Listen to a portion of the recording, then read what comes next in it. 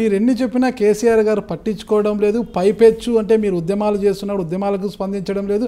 గతంలో అంటే తెలంగాణ ఉద్యమ సమయంలో మీరు ఏ ఉద్యమం చేసినా మా కోదండరామ్ గారు అలా చేశారు, మా కోదండరామ్ గారు బేష్ అది ఇదని మెచ్చుకుంటున్న కేసీఆర్ గారు ఇప్పుడు అదే కోదండరామ్ గారు తెలంగాణ ప్రజల కోసము, తెలంగాణ అభివృద్ధి కోసము ఉద్యమం చేస్తుంటే పోలీసులతో అడ్డగిస్తున్నారు, మీ ఇల్లు వాకిళ్ళు బద్దలు కొట్టి మరీ జైలుకు పంపిస్తున్నారు కదా. అంటే మీరు ఎలా ఫీల్ అవుతున్నారు దాని గురించి? ఎందుకు ఇది జరుగుతాయి కదనండి. ఎప్పుడైనా కానీ అధికారంలోకి పోయిన తర్వాత ప్లాటో ఒక గొప్ప మాట అంటాడు, అధికారంలో కూర్చొని ఆ అధికారాన్ని నేను నిర్వహిస్తున్నా అనే భావన లేకుండా, నేను సేవకుడిగానే పనిచేస్తున్నా అనే భావనతో రాజులు చక్రవర్తులు ఎప్పుడు మారగలుగుతారు అనేది ఆయన ఒక నిజంగా ఇవాళటికి కూడా అదే ప్రశ్న కదా.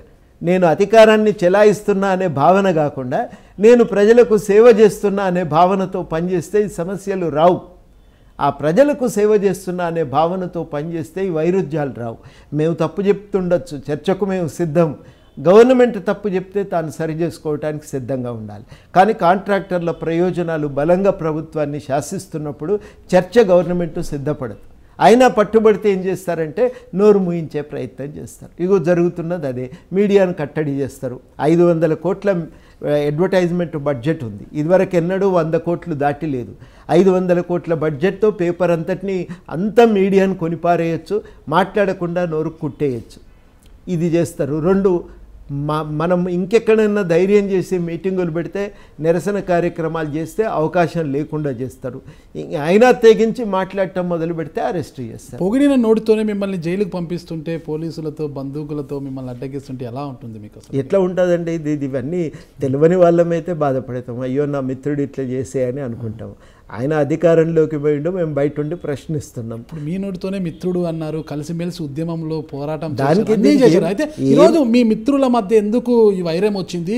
ఎందుకు ఈ వైరం అంటే ఏమన్నా వ్యక్తిగతమైన పంచాయతీ అనుకుంటున్నారా? ఏమీ లేదు. వ్యక్తిగతమైన పంచాయతీ ఏముంటుంది?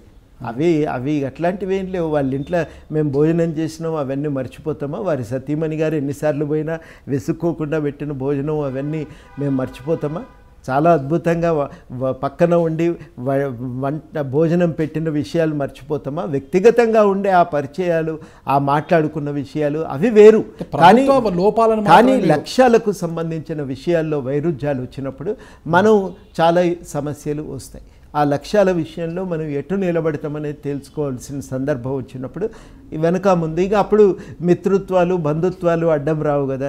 అర్జునుడికే శ్రీకృష్ణుడు అంతటి వాడు చెప్పిండు, యుద్ధంలో దిగినాక ఇంకా బంధుత్వాలు ఎక్కడి, నీవేం చేయాల్సినటువంటి కర్తవ్యం నీ నెత్తినుందో ఆ పని చేయమని అన్నాడు. ఇక మాదైనా గంతే కదా.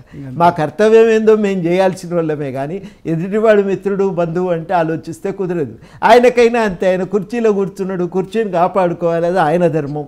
ప్రజల కోసం మాట్లాడాలి. ఎంత నష్టం జరిగినా మంచిదే. తెలంగాణ అభివృద్ధి కోసం మనకు వ్యక్తిగతంగా జరిగే నష్టం ముఖ్యం కాదు. తెలంగాణ అభివృద్ధి కోసం మాట్లాడాలని మేము. ఇక వైరుధ్యం కాకపోతే ఏమొస్తుంది? ఓకే.